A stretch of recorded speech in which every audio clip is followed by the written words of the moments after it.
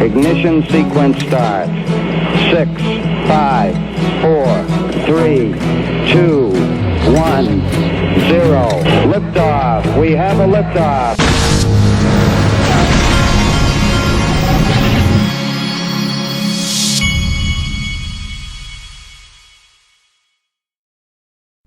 Hey everybody, this is the Digital Asset Investor, and what you're looking at, the video I'm doing right now, you'll be listening to it at 6 a.m. Eastern time in the morning, but I'm making the video the day before because tonight I'm going to go to a PolySign dinner. So the tweet you're looking at, I tweeted today. You're going to be looking at it at 6 a.m. tomorrow morning. But I put this out so that I could get anybody to prompt any questions they might want me to ask, because I'm in Napa, California. I'm going to the Link 2 is doing a dinner with Jack McDonald, the CEO of PolySign. So I'm going to get to meet him. I'm sure there will be a lot of questions, and I'm going to maybe ask a few myself. So if you have any questions, drop them there. Really doesn't do much good me telling you this on the video, because whoever sees it on Twitter is going to be the ones dropping the things. By the way, look at this is a pretty standard reply. My replies on Twitter, it's all like bots and all kinds of stuff. I try to block them as often as I can, but you know how that goes. They just keep coming back for more.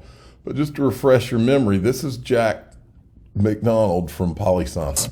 PolySign is an early-stage fintech company. We're providing infrastructure for institutions to access digital assets. And we also have a bit of a skunk work project called AtomicNet, which is really a play into allowing settlement of a broad range of digital asset transfers. The future that we think is actually quite bright, that has a lot of momentum behind it right now, is around tokenization of traditional assets. So it could be a private company share. NASDAQ has an initiative around NASDAQ private markets, where rather than investing in a traditional equity or venture capital like approach, you could actually have a tokenized interest, a fraction of our company that could ultimately trade on an exchange. And it's something that we've been talking to Joe and the folks at Link 2 about. If you're somebody that believes in the future of the digital asset space, but also believes that there's some incredible infrastructure that's necessary to make that space grow and have institutions adopt it, then take a look at PolySign, because you'll be able to invest in it. And Joe Indoso will be at the dinner too. He's and they do have PolySign and Ripple private equity on the Link 2 platform right now.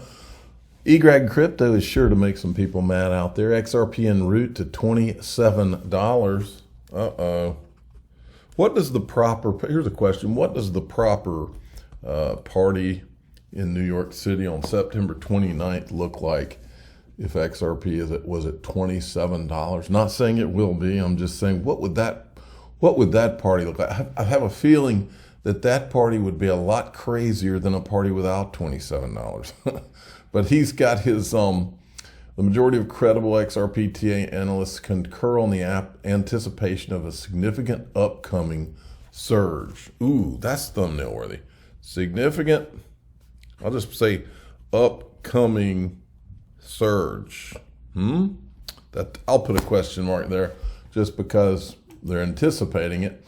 Now, this is big news. And by the way, all of a sudden when this is Grayscale's lawsuit against the SEC, it says breaking, an appeals court has ordered the SEC to review its rejection of Grayscale's Bitcoin ETF bid, potentially opening the door to an approval. All of the crypto media outlets, CNBC, Bloomberg, all they can say about Grayscale's win is massive win, massive, huge win, gargantuan win. Same people when Ripple won were, but the SEC can appeal. I mean, it is so crazy. This space the narrative is so controlled and paid for, it's not even funny. Except for we XRP people, we're not paid for. We say what we think. Well, here's Bloomberg on the significance of this Grayscale win. And by the way, I'm all for, it's great to watch Gary lose.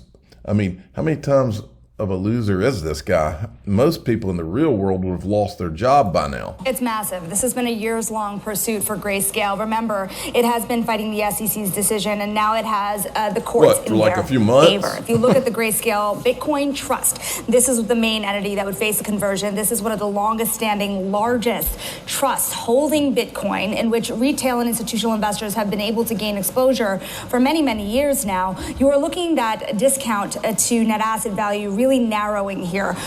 At this very moment, it stands at about 24% under its net asset value, but that is expected to narrow as they get closer to the ETF conversion, which has really become a main thesis for investing in this fund. And beyond that, as you're saying, there is a whole host of other ETF filings in the pipeline, and this is boding well for those firms. I will also say that in addition to the Grayscale Bitcoin Trust finding some love on the heels of this decision, you're also seeing Bitcoin itself up above 27. Now, I want you to see something here.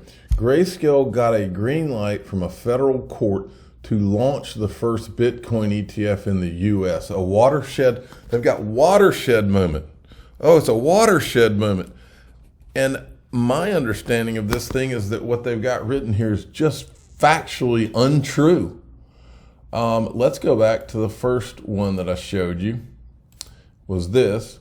Appeals court ordered the SEC to review its rejection.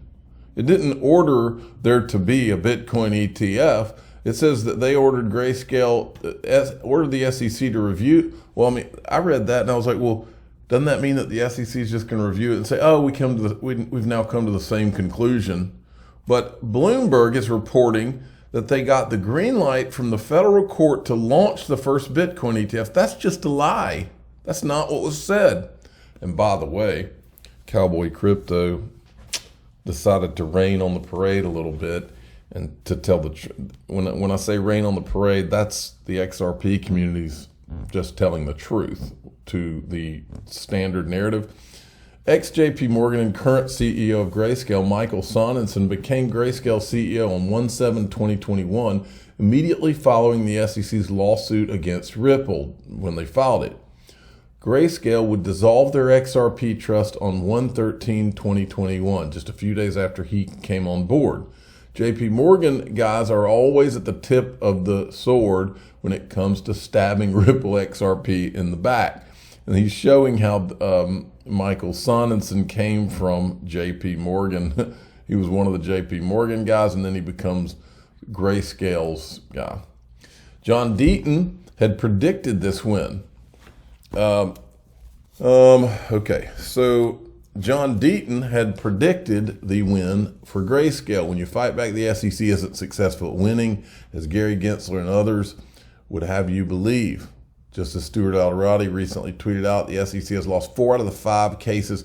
See, this is further, to me, this win is further, it further shows you that the SEC appealing the Ripple case and going for all of that, they aren't near in the position that Ripple is, because they lose. This is what they do. Once people have the money to fight them, they lose because they're filing suits when they know that the law does not say. It's like when they filed the lawsuit against Ripple and they knew that the oranges themselves were never securities, but they knew they could drag it out. The case could be a weapon for 3 years while Ripple's forced to spend $200 million to literally have the judge say what everybody already knew, which is that XRP itself is not a security. The oranges are not a security. It's called corruption, folks, okay? So John says it wasn't difficult for me to pick this one similar to the XRP case. The SEC has acted arbitrary and capricious. Now, words and malicious, words mean things, folks. This was a section from this Grayscale ruling. We agree the denial of Grayscale's proposal was arbitrary and capricious. Folks, these are legal terms. This is what lawyers use these terms to mean a specific thing. Joseph Grunfest called the SEC the same thing, arbitrary and capricious, because the commission failed to explain its different treatment of similar products. We therefore grant Grayscale's petition and vacate the order. Words mean things. Abuse of power is what the translation is, folks. Arbitrary and capricious means doing something according to one's will or caprice, did I say that right? And therefore conveying a notion of tendency to abuse the possession of power. That's Gary Gensler defined. Abuse of power, all right?